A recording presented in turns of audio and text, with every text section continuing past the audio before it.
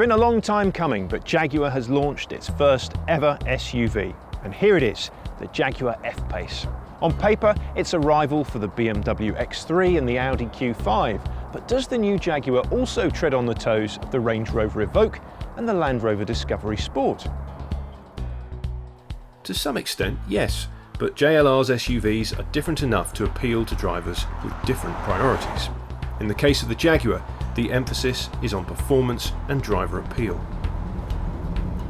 And the F-pace delivers. It's a more purposeful drive than the Discovery Sport, with little lean in cornering, firm body control, and well-weighted and precise steering.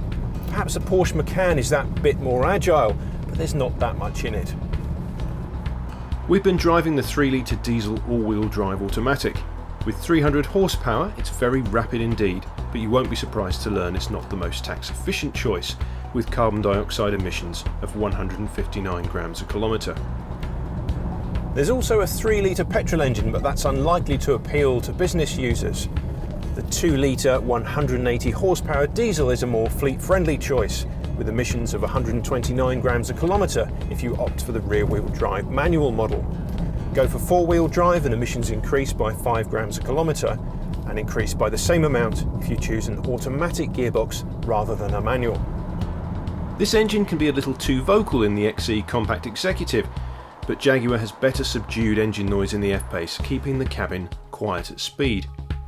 Inside, the Jaguar is a very roomy 5-seater.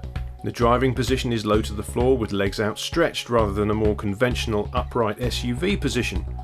The dashboard layout and design will also be familiar to anyone who has driven an XE or XF, adding to the sense that this 4x4 has Sport Saloon DNA.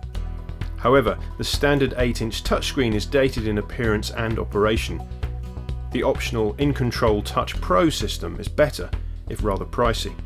In the back, there's lots of room for adults to get comfortable, and the considerable width of the F-pace means there's enough space for 3 without too much rubbing of elbows.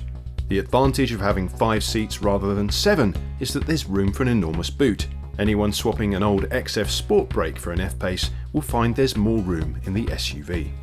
So the Jaguar drives well and it's very practical too, but what really makes the F-pace's case as a business car is the strength of its resale values, which are predicted to be class leading. Clearly the 2-litre diesel makes more sense than the 3-litre, but either way, this is an exciting SUV and a very capable addition to the class.